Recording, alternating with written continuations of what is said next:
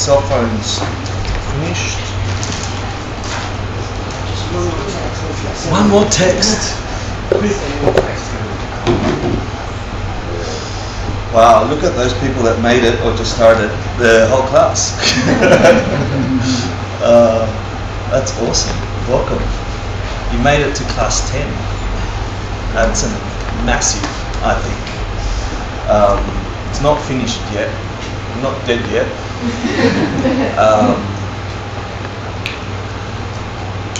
It's easy to get accustomed to doing a thing, and then that thing becomes normal and natural, and that's why we're in trouble. That's why things break down. One of the reasons. So I ask you, please, to double your efforts today to try and find inside of you a space where you could really find some answers out of the blah blah words that come out, and the way that your mind catches them, and then how it connects them to your past experience. I ask you to double your efforts in being open to finding in your experience of what happens here for the next 2 hours something precious for you, something real that changes the life you're living for you and the people around you. It's possible. You've had that experience before, and you can.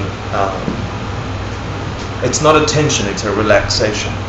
Yeah, it's not a grabbing on; it's a relaxing into. So, please be conscious of the day that just passed. From this minute on, whatever happened to you up to right now isn't here. And whatever you're thinking about that it awaits you after the next 2 hours isn't here either. The only thing that's here is you, your awareness, and the possibility of a complete and utter shift in your consciousness. When you think back at moments of change in your life, they seem to have been gradual, but at the moment of change, they happened in a millisecond. From one way of thinking to another, from one feeling to the next. And that potential is new. So I'm going to ask you, today's class 10, we wrap up the text. Next week we review and see how it all connects. Then we have the quiz and exam and celebration. And in between that we have an excursion. So there's still some ways to go. I ask you to search deep and go, if this was the last time you could hear some wisdom that can help you, how would you listen to it? So with that, let's begin something to my left. Who can do this on my left? Over there. No one's making eye contact. Everybody's looking down. So I'm going to my middle. Sashi Toki Geshe and Metapton Renunciation embodies Sangha Chindu Mite Vargi Dropun Namdashin Lajir Parshon Yang Guru Ratnamandala Kamrinyatayami Chidam Soki Jobnam Jantu Vardu Dakni Gapsuchi Daki Jinyen Gipezonam Gi Rola Panjir Sangha Riparshan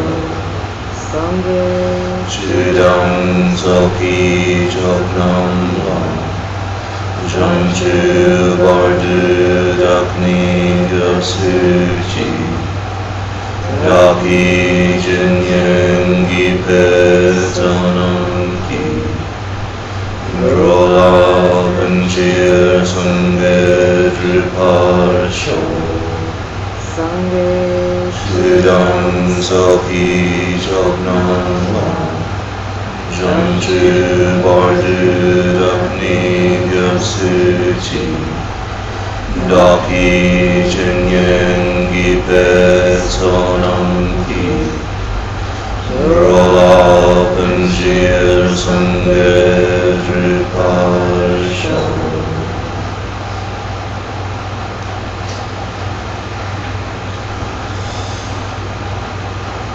So let's take a comfortable seated position. We're going to meditate for about 7 minutes that end up being 12.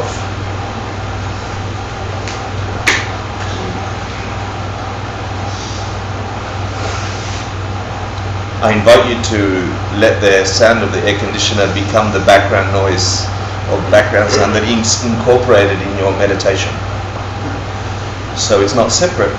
It's part of your consciousness and it can fade away as you're in it. So take a seated position.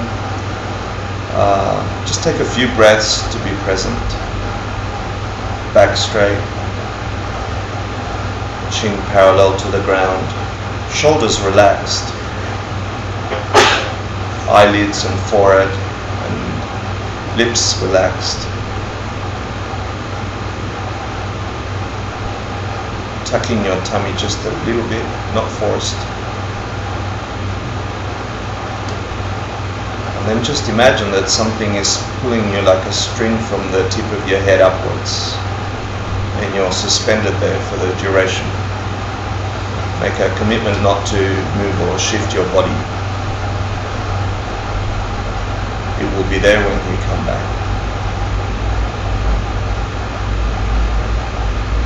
Now focus on the sensation of your breath as it exits and enters your nostril, and count how many times it exits and enters until you get up to 10. If your mind wanders, bring it back to the breath, the sensation of it moving in and out of your nostril. Try and get as focused as possible. If your mind wanders, just bring it back to the breath and start counting again at 1. Do this for a few rounds.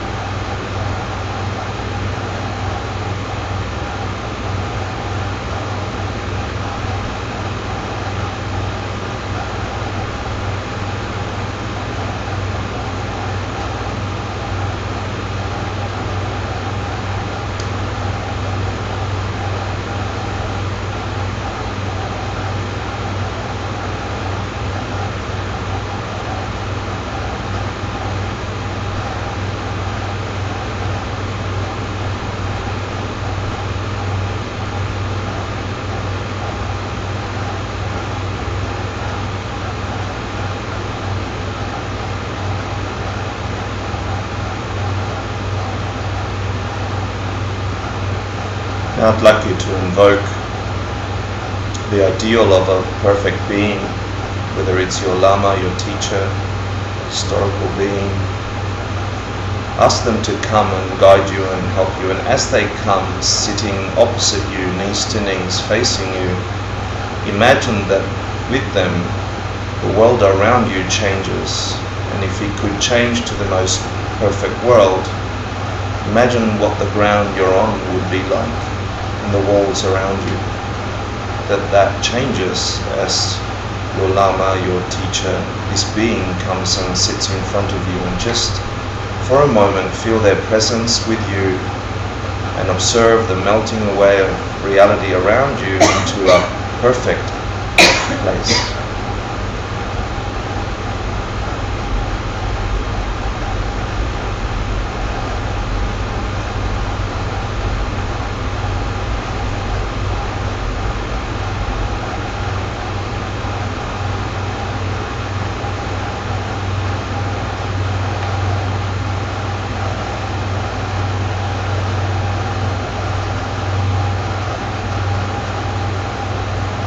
try and feel the wonder of how wonderful it would be if the world could transform like that.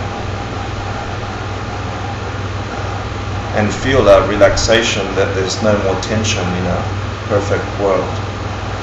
There's no fear or hatred, anger or dislike. There's just you and them and bliss.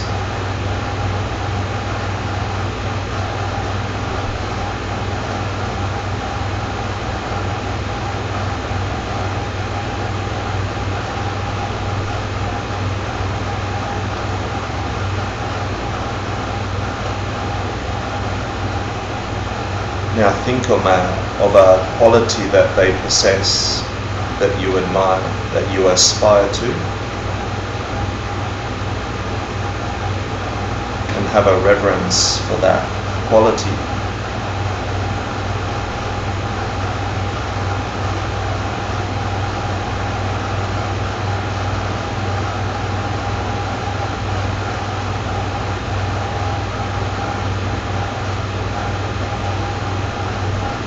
As you sit there in front of them, offer them something of beauty, something magnificent, whether it's an internal moment of realization or peace, a goodness that you did, an effort that you made towards changing something for the better, or it could be an image, the most beautiful image of something.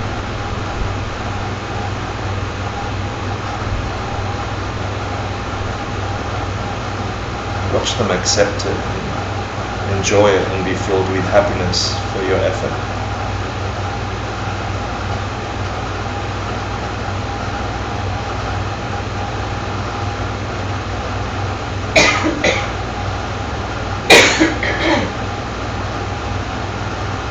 Now think back on your day or night, and think of a moment that you weren't as aware as you could have been about your actions and their reactions in the world, or their impact on the world and the people around you, or even yourself and your mind. A moment of jealousy or anger, a moment of dislike or rejection, shifted your mind into a negative space. And what you know about karma, cause and effect, you realize that the results of that action you must experience at some future time. With that understanding, feel a deep sense of regret. I wish that you hadn't done that, and make a commitment not to do it again for a short time, for as long as you can commit to. Go through that in your head until you generate that sense of wishing you hadn't done that. Share it with that being in front of you.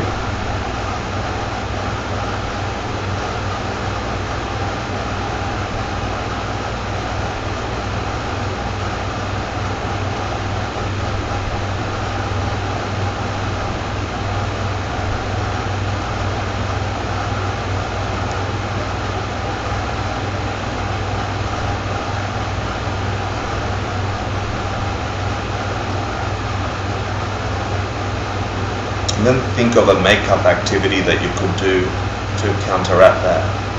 It might be a thought that you have, an action, something you say to somebody, something secret and private to you that you could do to undo that thing. And make a commitment to do that. Make it doable in the next few hours. And in making that commitment, know you will be cleaned of the heavy negative effects of that karma.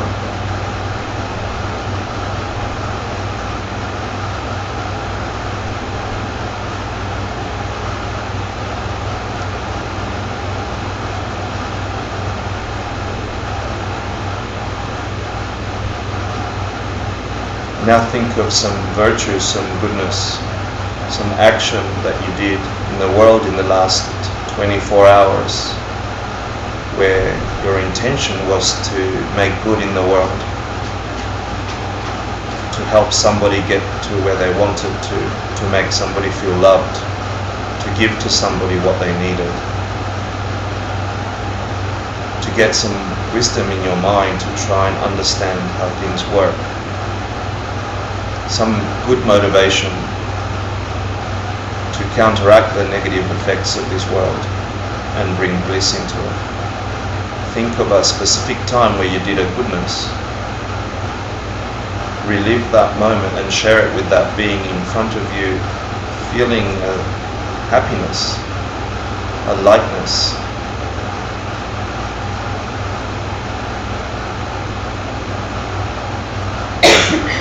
Aware that that action will grow in your mind stream, forcing you to perceive goodnesses in your world. Have a joy about doing good.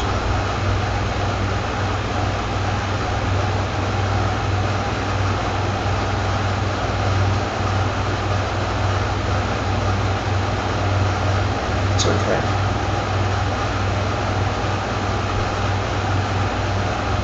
Now shift your mind to the countless beings that are also trying, like you, to improve things in this world. We rarely think of them, but they are all around you today. In fact, they're in this room. And like this room, there are people all around the world, with wisdom or without, trying to make goodness in the world. Feel a deep sense of happiness that is happening in your world. Be happy for them that they will get the results of those actions. Allow that opening to happen in your heart.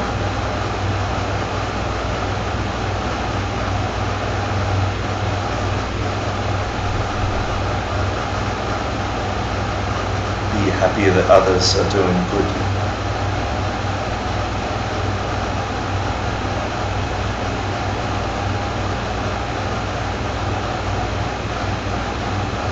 Now ask this being in front of you to please always teach you, always show you in the smallest signs, in the biggest events in your world, how to maneuver samsara, how to get to wisdom. Every happiness and every failure may be imbued with a teaching for you. Ask them please to teach you until you wake up.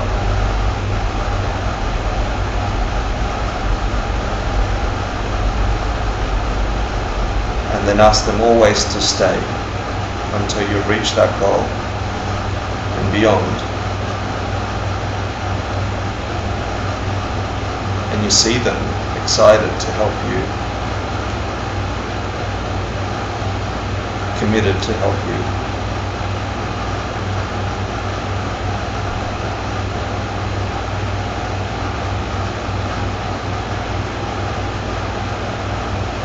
So you watch them rise up and turn and face the same direction you're facing and shrink down to the size of a thumb, just above your head, strong with light, strong with wisdom and compassion.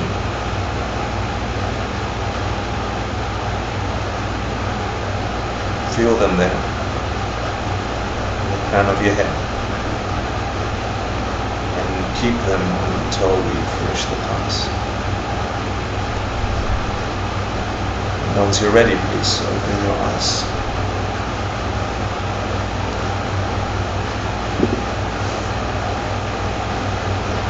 So welcome everyone, holy beings, class 10 of What the Hell is Buddhism? It's Buddhism.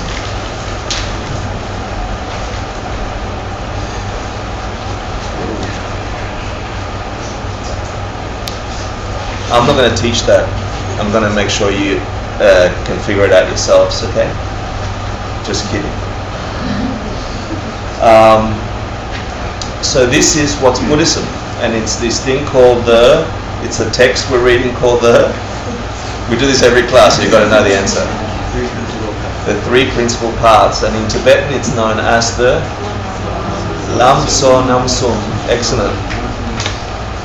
You pass, hooray! That was class 1. And then we talked about producing the body of a Buddha, and then we talked about what the hell that means. And then we talked about a teacher, actually finding somebody that can teach you, someone you can learn from. Then we talked about what's authentic Dharma, what's real teachings, and what's an authentic student, what makes you a qualified student. And what's one thing you remember about that? You've got to speak up. Higher purpose. A high purpose, that was the last of the things that qualify you. A high purpose, rather than just getting Gucci clothes and beautiful high heels.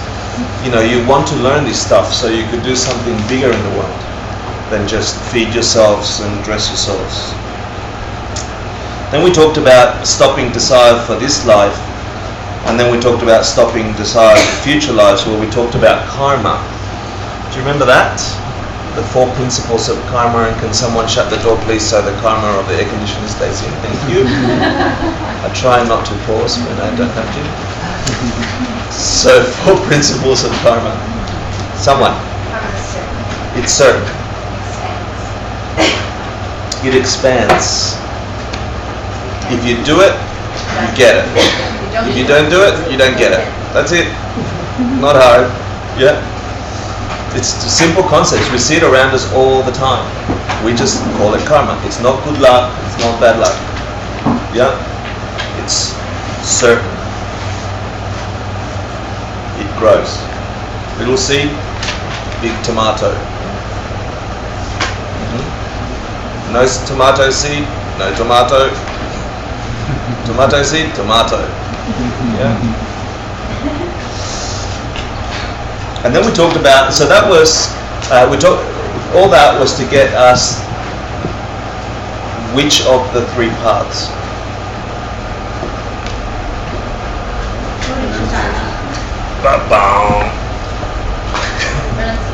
Renunciation, the first lam, yeah?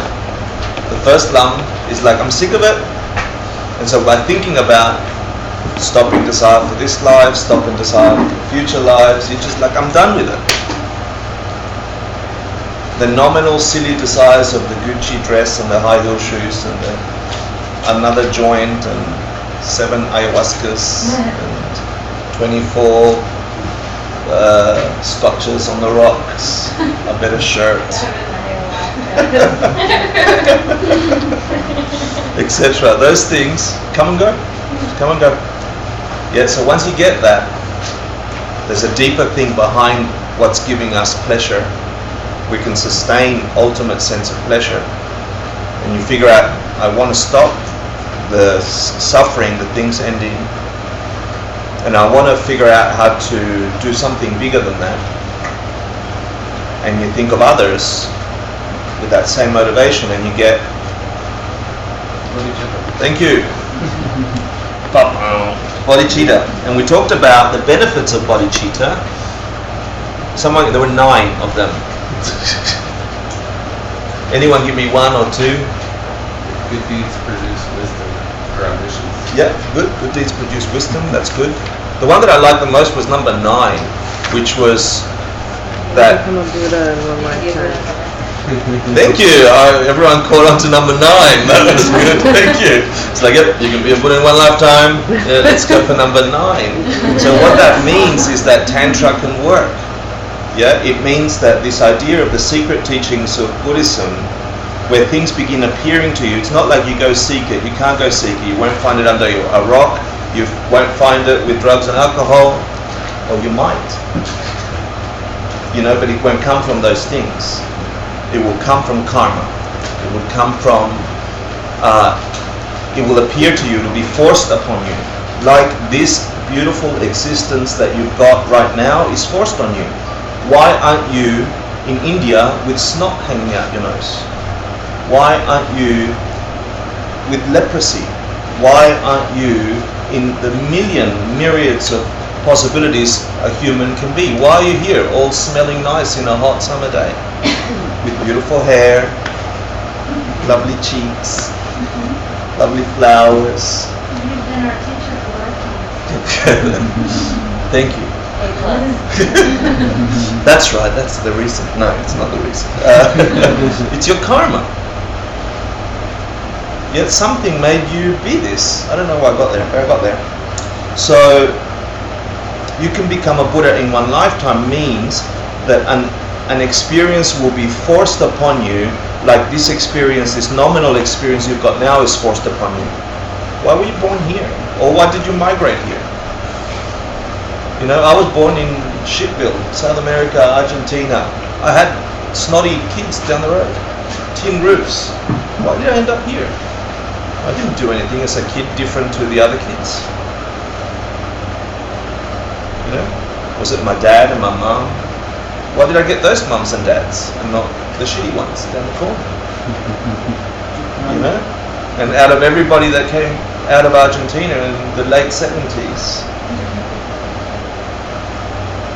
why did we go to Australia and not here, where things are perfect?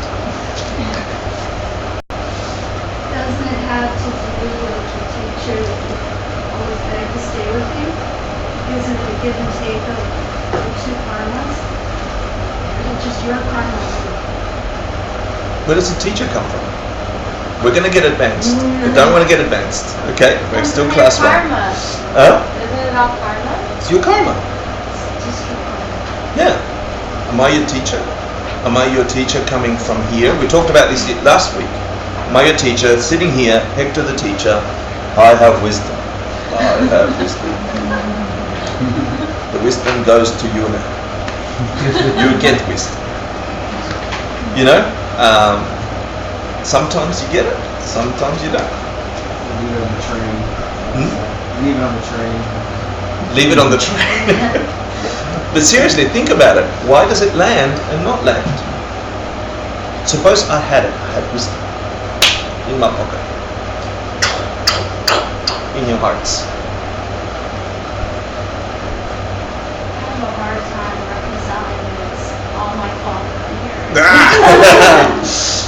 Not liking it and it being the way it is are two different things. Yeah. So it's that intelligence part. Yeah. The answer to yours is complicated, you know. But there's no self-existent teacher. They can appear to you as magnificent. They appear to you as magnificent. They appear to you as magnificent. And in fact, you can't get anywhere without them. Holy Geshe Michael, for many of us, but that still doesn't make him self-existently a teacher. There's plenty of people that don't like him. I was one of them, you know. And there's still plenty of people who write silly things about him on blogs, which is true. That Geshe Michael or this Geshe Michael? For whom? That's what we talked. Wow, we did class 9 already. Excellent.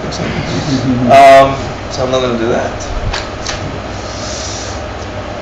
Ways to develop bodhicitta. There were 2 ways to develop bodhicitta. We jumped straight into emptiness. Thank you. There were 2 ways to develop bodhicitta. I think that was class 8 or something. Was it? Daksha Namje, which means exchange yourself for others. Yeah. The way I'd like to think, and we didn't cover it, and we won't cover it, but that doing that method will ignite in you bodhicitta, will cause an effect in you, karma yul, bodhicitta, exchanging yourself for others. And we didn't do that one, right? We covered the other one, which was the 7-step method for instruction for achieving bodhicitta, right? Which there were 8, because the list began at 0, and I didn't like that. So it's not lining, but you're exchanging your what? Exchanging self for others. Okay. So the way I like to think about it is there's a meditation, there's a process, and blah blah blah to it, right? But the way I like to think about it simplistically in everyday terms is if people around you could read in the bubble above your head that always followed you around, your every thought or intention towards them. So as you meet the fat lady on the train, and you're sitting there going, God, she's fat, right? Or whatever. And she is able to read that, and you are in her eyes. That feeling you get should force you not to do that thing. Yep, that's the way I like to think about it. Walking around the city, and I'm forever covering it up because there's so much crap up there for me. I'm forever thinking, like I'm having short circuit moments because they're karma's writing. And then your second thought about what popped up is really what you're planting. We're going to cover that today. Yeah. So that wasn't what we covered. We covered the 7-8 step method. And actually, after thinking about it, it starts at 0 and it ends in, what's the 7th step? It's bodhicitta, which is not really a thing. It's the result. So it's not a step. It's actually the result of the previous thing, which was, what was that called? Laksam. Thank you. Namdak. Laksam namdak. Yeah? Quack. Taking personal responsibility. That's where you get to a point. And when you think about cause and effect, this is the 7-step cause and effect method of getting bodhicitta. That thing that happens to you when you can't stop thinking about helping every other being not be in samsara. Yeah? When you think about that 7-step method, the 7th step is the result, which makes taking personal responsibility what? It makes it the course of bodhicitta. If you've ever had a sense in your lives, and if you are mothers and you've had children, or if you've had pets, if you have things dependent on you, and you've had that feeling of, oh my God, I have to do it. I have to take care of that. There's no one else. No one can stop me. No one can go against me. I have to. I want to. I'd love to give this being happiness. Food, shelter, clothing, love, etc. Information, knowledge, wisdom, discipline, whatever it is. If you've had that, oh my God, it's up to me. If it's going to be for them, it's up to me. If you've had that, that's the seed that will get you bodhicitta. So think about that constantly, because you've got that sense. If you're a human and you're not a robot, you've had that feeling.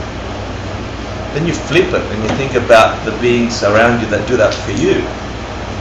And that should put a little fire in your bum to go, I want to do more of that. Sorry, should I say bum in class? Probably not. Apologies. Okay. And then we did last class, which was really heavy, right? Who really enjoyed last class because it was so much fun to do? Liars.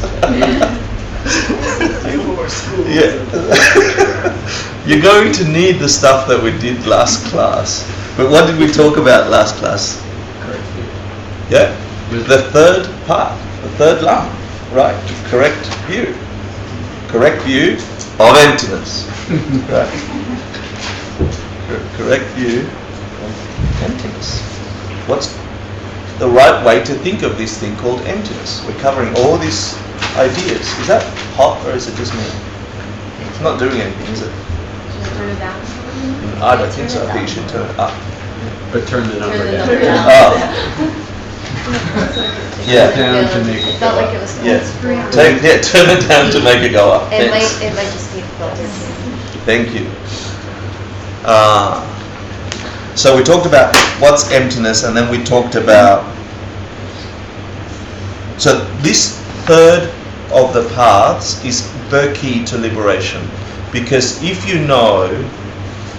So here's reality all around you, happening to you, at you, for you, all around you, in this room. It's food you eat, the sounds and the smells that come at you. It's your reality. you're walking into the world, the way you feel in your body, the conversations you have, everything here, the heat from the air conditioner, it's all around you. This thing called reality. And so we talked about that if you can understand the fabric, the thing that sits behind that ultimate reality, if you can understand the nature that forces this experience, this is the key to liberation.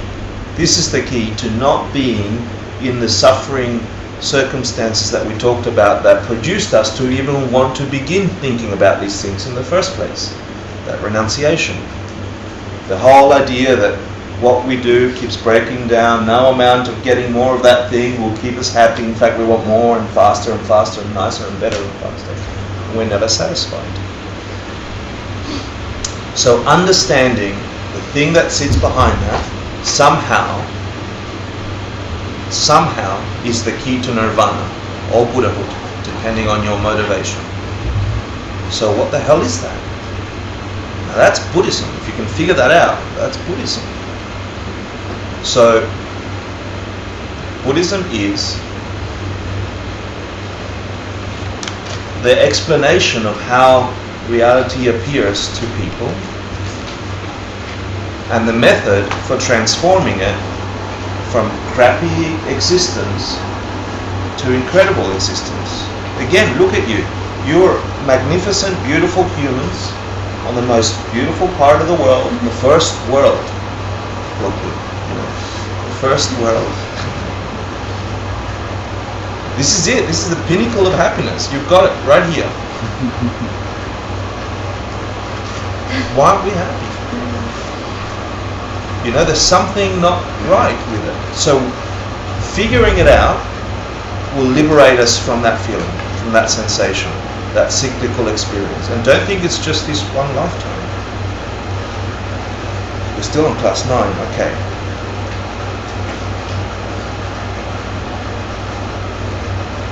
Understanding emptiness, you can do it in two ways. You can do it, which are the two ways? Answers, please. Logical perception. What did you say? A logical understanding. A logical, an intellectual understanding. You're doing it right now. As we're thinking about the idea of emptiness, you're beginning to think about it intellectually. You are getting understanding of emptiness. You're getting to see emptiness with your mind.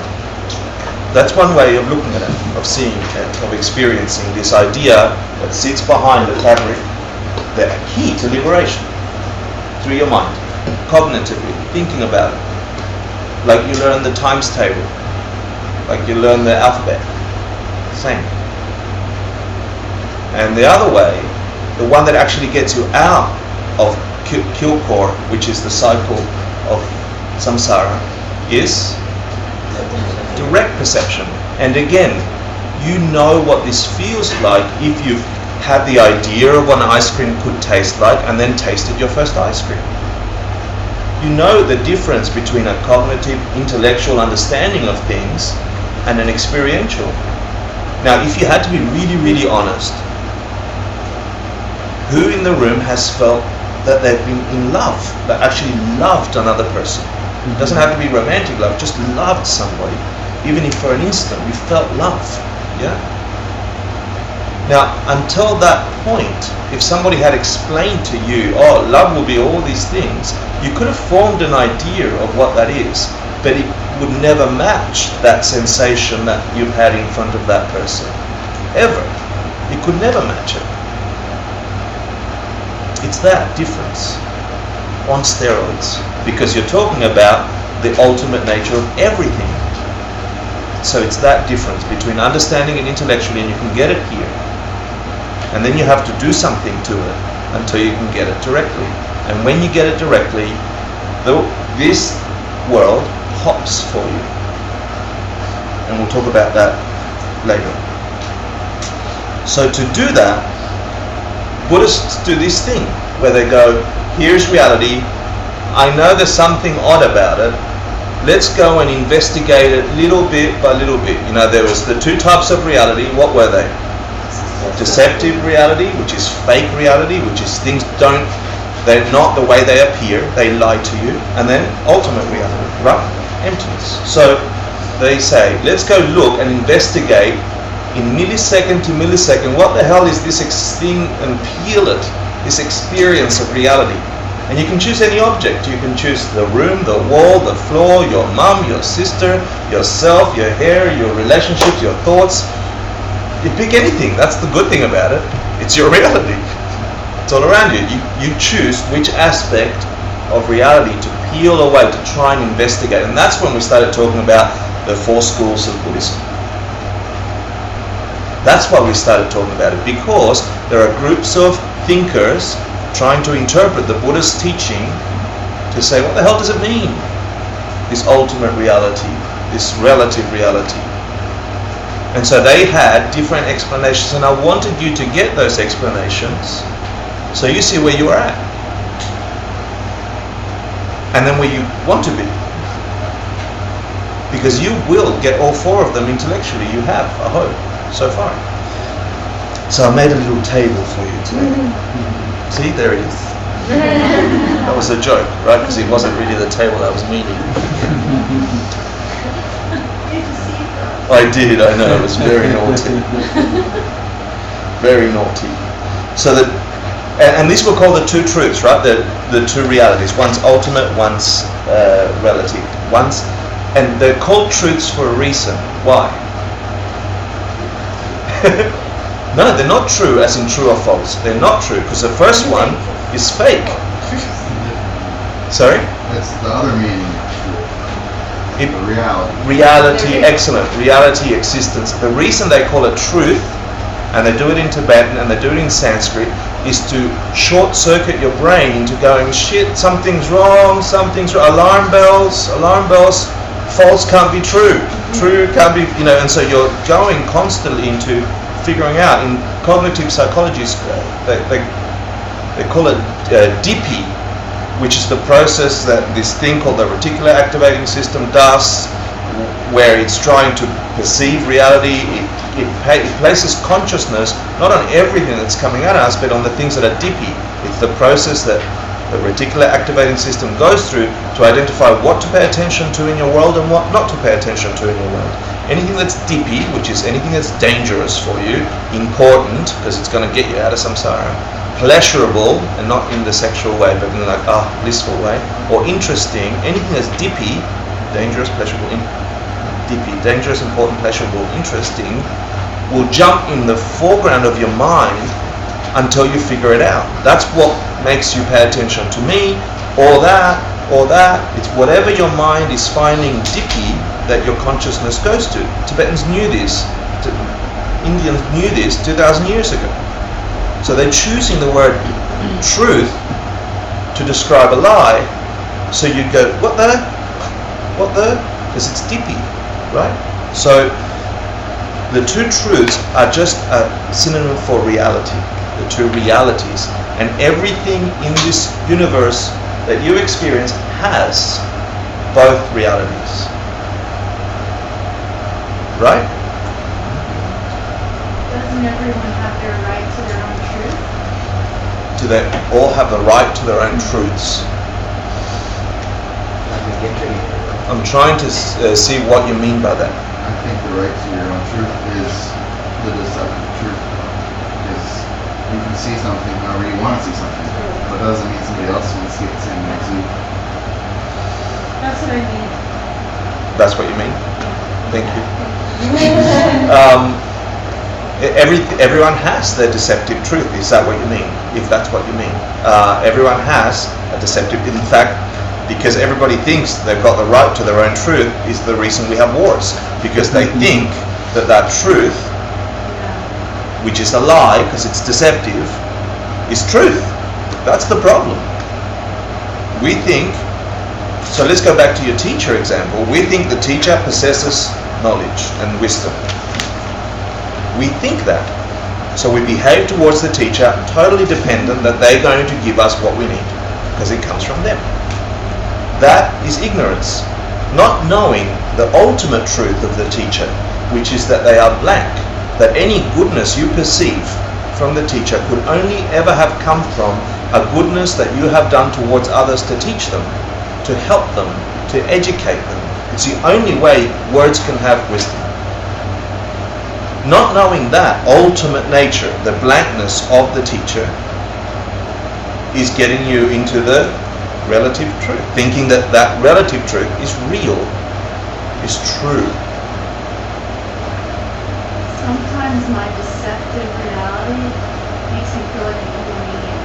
The deceptive reality makes you feel like a egomaniac. Like, oh, I did something good. You mean like Sam? He's not here, right? Let's talk about Sam. I know. No. By the way, everyone, Sam's got a job and we're very happy about that. Right. Yeah, he's doing really well. Yeah, he's doing wardrobe in some movie set, which is awesome. Yeah, just it's so gay. I know. Put that on the Sam's not gay. Just so you all know. He has a job in Mojo. He's got a gay job. Only So relative truth, ultimate truth. Sam's not gay. He appears not gay. I'm so sorry, Sam. I love you. In a manly way. No, in a not manly way. I'm sorry. So emptiness. Let's go back to the very serious. We're getting distracted. Thank you, Sam. Emptiness is the absence of something. It's empty of. There's no something in the thing you thought was there. So let's think about it that way for now. Emptiness is the absence of something. So when we say that everything possesses or has emptiness, or both realities, relative reality and ultimate reality, we're not meaning that they are those things. Things are not, they are not emptiness. The teacher's not emptiness. They have emptiness. They're not emptiness. So just to make the distinction, emptiness is a negative thing. You cannot be a negative eternal thing. Emptiness, a negative eternal thing. You are a positive, uneternal thing, because we keep dying, and you want to become a positive, eternal thing, right? You want to become a positive, eternal thing. At the moment, you are a positive, non-eternal thing. The only way you can do that is by understanding this negative, eternal thing. What a mind screw is that? Anyway, that's lovely. So then we talked about another way to describe the first truth, which is the fake truth or relative truth, to try and peel it away and understand how it works. Millisecond by millisecond, the four schools have this understandings of what does dependent origination mean? What's emptiness mean in their way of thinking? And we split them into the functionalists. Do you remember that? Mm-hmm. Just wondering if we could do that.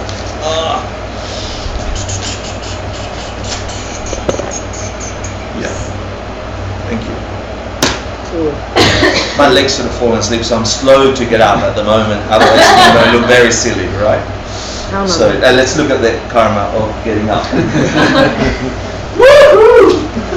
Okay, here we go. I'm going to draw a table.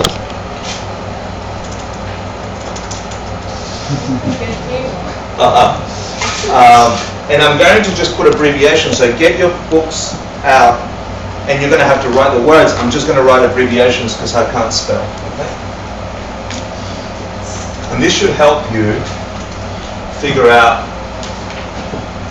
And you will need this because we're only going on the surface of what is Buddhist thought. It's only the surface. So group A here, we have the school, or the track, I'm going to call it. Yeah, the school, and within each school there's a sub-track of Buddhist thinking. Here we'll give it some of the names that they're known for. Here we'll talk about the positive way of explaining reality, which is dependent origination. Dependent origination. And here we'll talk about the negative way of explaining reality, which is the lack of something in those things. Right? Are you with me so far? And here we're going to talk about this thing that we talked about at the end of class, the thing that we deny, that all Buddhists deny, called the duck. It wasn't the quack quack. What was the duck? Self. Good. What's the first one? School or trap? The second one. Name. Name. With an N instead of an M. Name. Thank you. I told you I couldn't spell. So here we have the functionalists. Functionalist school. And for those, there's two divisions in Buddhist practice, a Hinayana and a Mahayana, right? So that one is a Hinayana. Functionalist. I'm going to call them the Abhidharma. And I'm not going to spell it, you can look it up. Abhidharma means knowable things or knowledge. Yeah, the knowledge school. We call them the functionalist.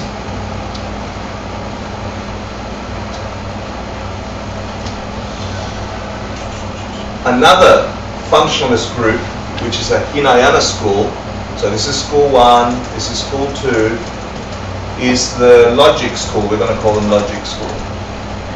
Or also known as Sutrantika or Sutra school, Sutrists. They're also Hinayana.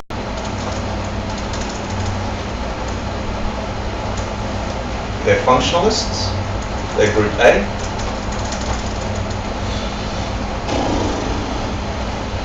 And the next one is mind only. They're also functionalist. They're the third school. They are Mahayana.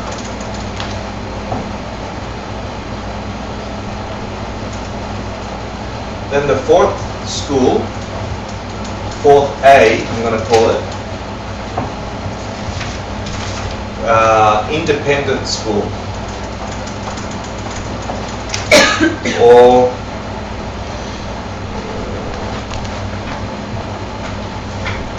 Majjhimika Svatantrika. They are independent. Sorry, I put independent in the wrong thing. Independent. Does that make sense so far? Are you with me? What is that word for name? The name's Svatantrika. Svatantrika. I've got the sheet here, I can send it to you later if you want. But I actually want you to write it down because it will help your brain connect. And then the 4B, they are also, all these now are Mahayana. Mahayana, this 4A, 4B. This is called the consequence school or the implication school. And they are prasangika. This is the highest view you could have of the two truths, of figuring out reality. Yeah, these are all true ways of looking at reality, each differ in level of sophistication. That's all. It's not that one's wrong and one's right. It's not that way. Okay? So the functionalist group, these first three, how do they describe dependent origination? How do they say that things come about? How do they say that things emerge, present themselves, come to you? Good cause and effect. Good cause and effect. Meaning what? They are produced through cause and effect. What does that mean? Do something that happens. Yeah, you do this, that happens. You put a seed, a tree comes. Yeah, you get a pen, you get the plastic and the ink and the things, and the pen comes. That's how they say. Yeah, you can't get a tree without its causes and conditions. That's all. So what's emptiness in their point of view? What would the pen not have? What would the tree not have? What would be emptiness describe? Something that comes about without causes and conditions. That's how they think of emptiness. Things that just pop out of nowhere. Yeah? So their explanation of emptiness is that nothing comes from nothing. You know? Things don't come from nothing.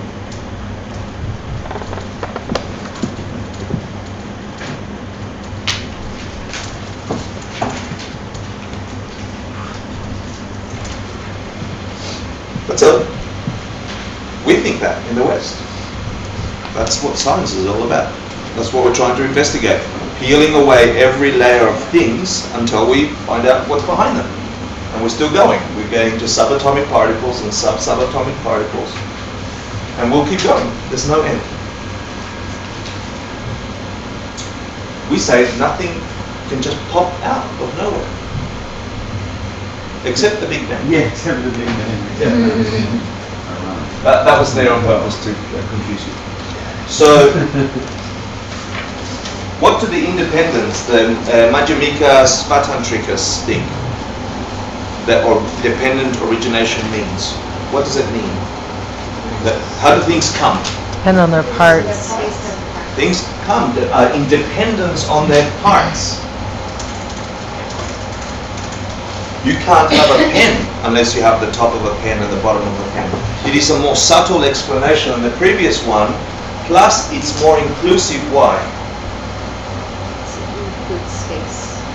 Because it includes some things that don't have causes. Some things in the universe, known experience of the world, don't have causes. So how can you say that an existing thing is caused by something when something can be without a cause? Like emptiness, like the idea of space. You don't have to get this deeply, you just got to get the notion of it. It's just a more subtle, more inclusive way of that. What would emptiness be in their view?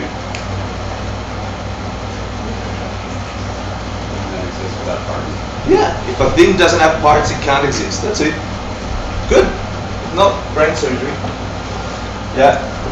No parts, no exist. And then you have the implication school or the consequence school, which say what? Things arise in dependence on, things are dependent originating. They originate in dependence on Perception. labels and concepts, your perception, your mind calling it a thing. That's way deeper than those. They're all the same, different ways of looking at it. Well, it Not the depends. same, but I mean they're different depths. They're different depths. Yeah, this is the deepest, the highest school to say, how do things come about? Why is a teacher... Your label. Yeah, your label. Yeah, so I'm going to pull it perception.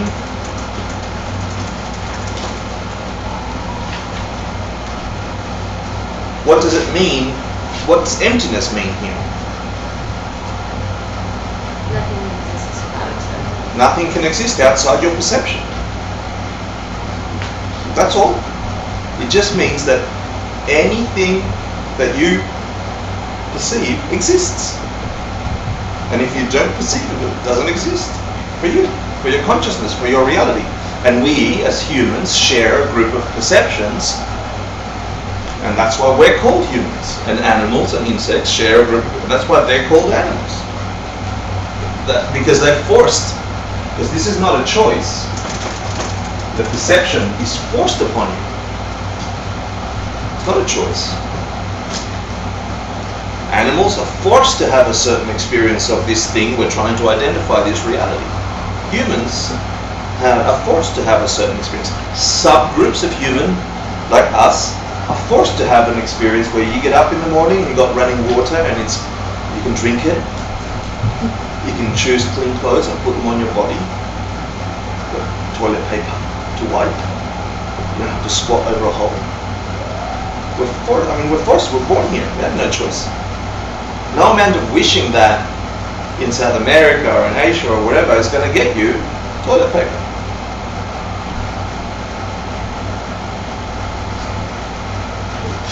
So, nothing exists outside your perception.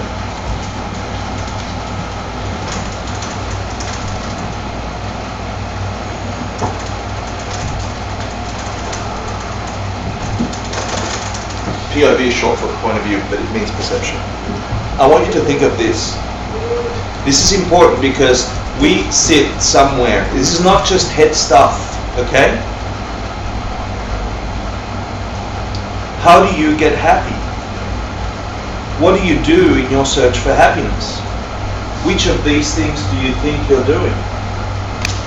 I'm going on a date after this, by the way. I think I'm going to get happy by hanging out with him. So which of these do I belong to with that state of mind? Number one. If I'm lucky. I think if I do that, I'm going to get happy. Duh. Yeah? Basic. I'm hungry. I'm going to shove food down my throat later. Which one of these do I think really? I can intellectualize all I want, and I've been studying this for a long time. But if I have to be totally honest with me, I'm Neanderthal. I'm below number one. Zero. Yeah. I got fat because I didn't do too much exercise and I worked too hard. How am I going to get not fat? Exercise, right? Yeah? Do you know people that exercise and stay fat? Mm-hmm. Yeah. I'm not going to eat. I'm going to juice for a week. I mean, I'm thinking that way. You'll lose 10 pounds, but they'll come right back. Yeah. Exactly. We think that way. So it's practical understanding of where the hell we're at. Because if you understand where we're at, and then you understand the duck is the gakcha. Do you remember gakcha? What's a gakcha? The thing we deny. All Buddhists, all schools, all four of them deny the duck. There is no ducks in Tibet. That was a joke about ducks, but it's not really true. There must be ducks. So the self, and here, and I remember studying Buddhism for the first time thinking, the self, there's no self. Ego is gone. I have to get rid of ego. Crap, it's bull, it's not true. That's not Buddhism. Wrong. Yeah? It's not true. All it means is the duck. Self, in brackets, existing thing. Self-existing thing. A thing that exists by itself without causes and conditions, without parts, without being perceived. That's all. All Buddhists believe that. We deny, as Buddhists, it is not true that things come from their own side. It is not true that a thing exists out there by itself. They all agree with that. So, let's look at the duck in relation to the schools. What's a quack quack look for the functionalists? A thing that doesn't have causes could never exist. That's the duck. So for you to say, I drank my juice and I lost 10 pounds, right? Or I lost 10 pounds for no reason. That thing can never exist. That's all they're saying. That's what they interpret emptiness as. Yeah? Make sense so far? They deny an idea that things can happen without being caused. Are you following? No. It's hard. Stay with me. Yeah? Because it's not even important. We have to get to the third one. I get that easier. Yeah. Good. They deny the idea that anything could come from nothing. They say a thing that just appears, a flower in the sky, could never occur. Without it being caused by something, there can't be that stuff. That's what they deny. And that's true. We all know that. Okay? So, a thing that didn't come from anything, that can't exist. What's the independence say? Thing that exists with no part. There can't be anything that exists if it doesn't have parts. That's all they're saying. It's not brain surgery, it's simple. Yeah? You can't have things without parts. That's all they're saying. No parts? Nothing? With me? You're following, right? I can see it in your eyes. It's much nicer than last class. You're all like... So, they're all true and all good and fantastic, but how the hell does that help you fall in love, not get fat, be happy, not have suffering, not have the cyclical experiences of I get what I want, I don't get it, oh, I want it, I don't want it. I'm in love, they hate me. I got a job, I hate it. I got fired. Yay! Oh, broke. How does it stop that? Because we live our whole life as if it was number one, as if we could control things, by micromanaging the That's partly true. That's partly true. However, number one in the Buddhist is better than us already, because they're saying, I got fired, I'm broke, it's because I got fired, I understand it's caused by my, yeah? We think, oh damn, it came from nowhere. Do you see how I mean we're not even number one? We should be lucky to be functionalists. We're dysfunctionalists. Love it. Thank you. Yeah. Well, obviously it isn't. Yeah. Yeah. So the last group, our group, the group that we have the fortune to have been passed down this information through what? Luck, self-existence, karma. There's some stuff you guys collectively have done and separately, depending on your level of getting it or not, that caused you to get a understanding of a wisdom that is very complex and can help you be freed of suffering. They say, the last school says, what? Things cannot exist without your mind labeling them that way. But there's that asterisk that says it's forced upon you.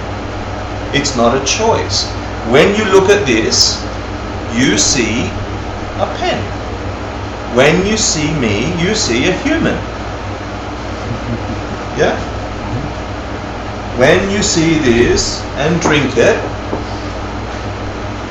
it nourishes your body. You see that. It's clear. It's forced upon you. Your perception on this thing, so now we'll start peeling reality. We'll start peeling it away. Is there water from its own side sitting in this thing that will give me sustenance? Is there a substance in there that will give me sustenance? Your dependent origination, deceptive truth tells you, yes, of course it does. Yeah? We think water has a duck, has a nature of its own. It will give me sustenance. It will quench my thirst. You all believe it, even though we're trying to break it down. Yeah, it's the way we are forced to experience this thing. That's fake reality. That's the first of the two truths, of the two realities. It's false. Because just under analysis, if the nature of sustenance, of quenching thirst, belonged into that thing that seems to move, if it belonged there, then anything and everything I put it on will be quenched of thirst. An ant, an elephant, even people that are allergic to water, this type of water. People that would be so allergic to this kind of water that they might vomit or whatever.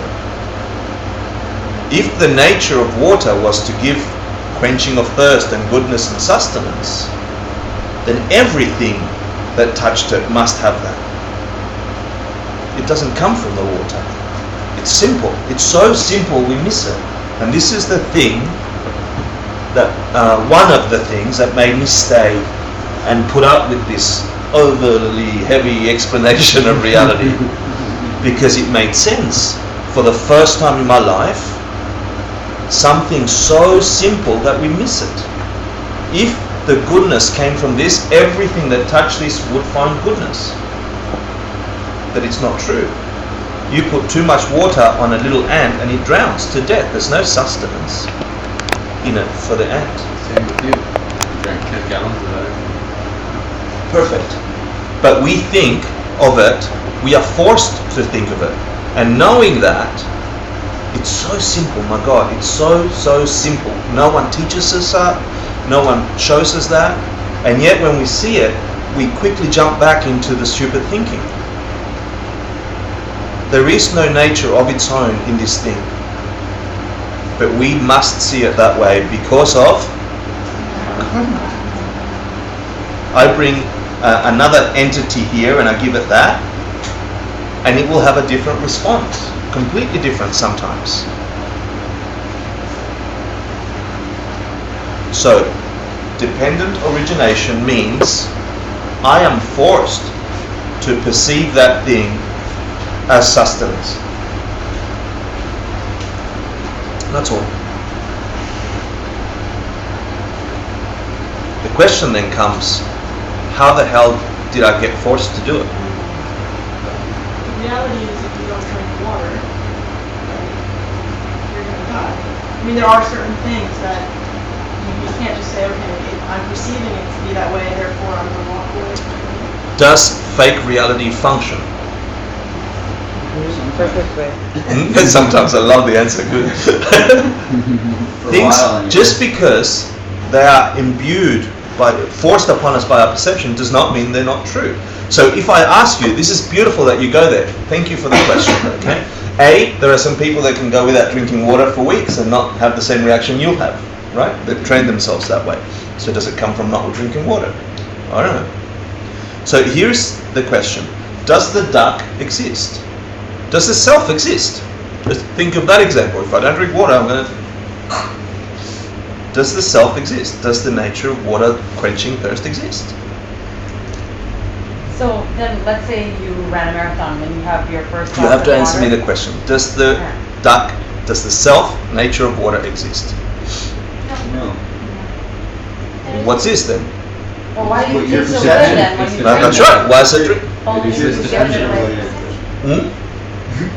Because he made it. It's not He perception. chose to make It's it. a forced perception.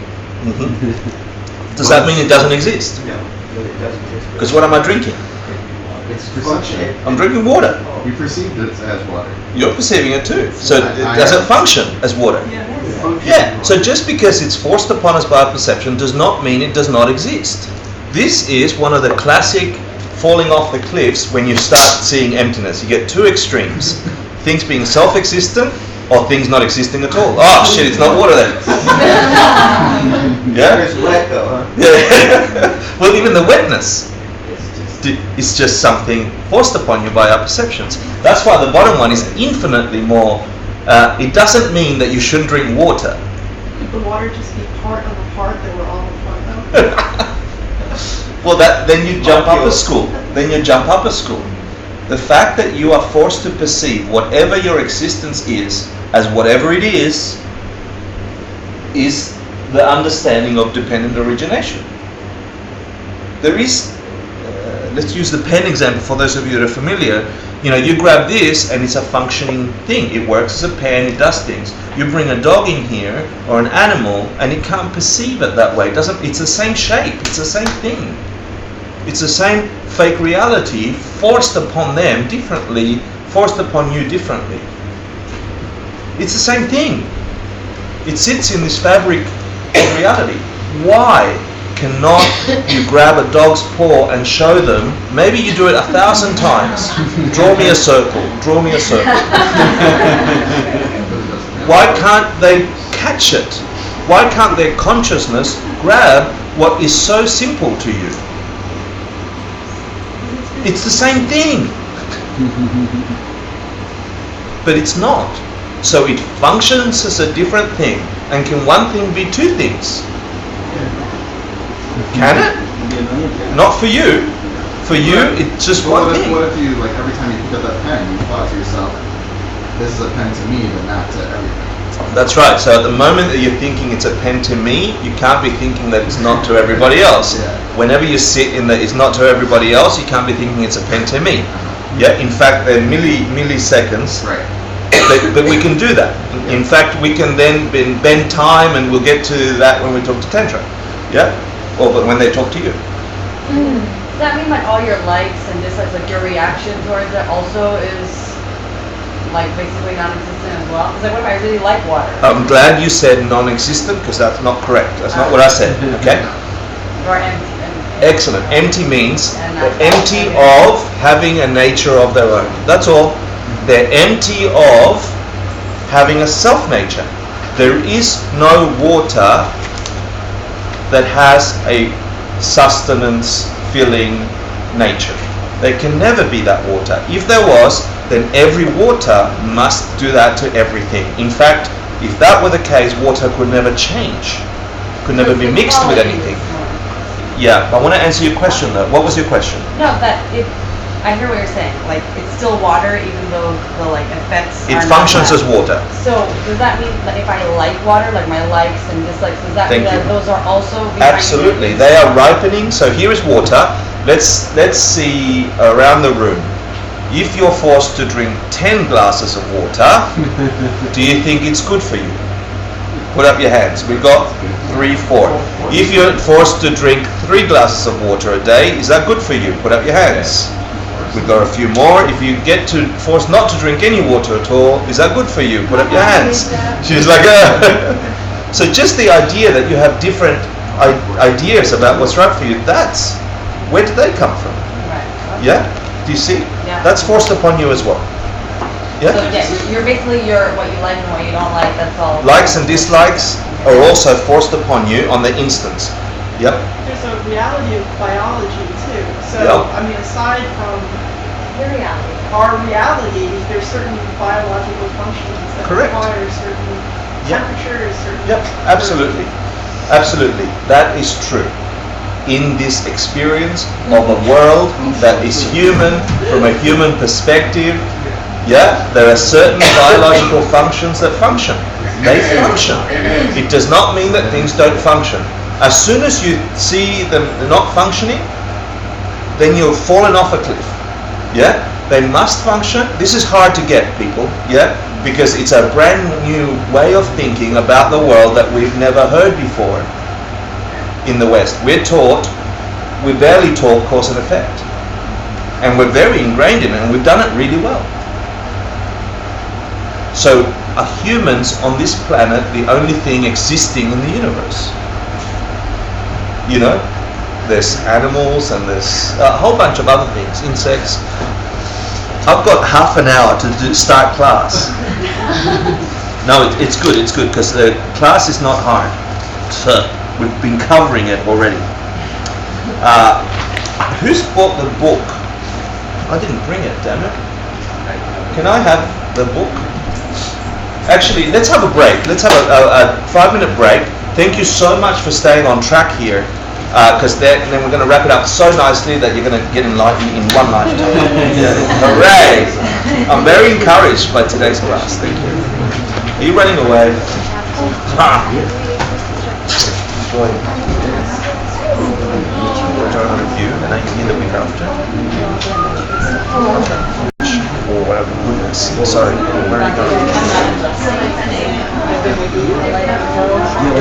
Yeah, awesome. Okay, just so you know. That's what I was going to do.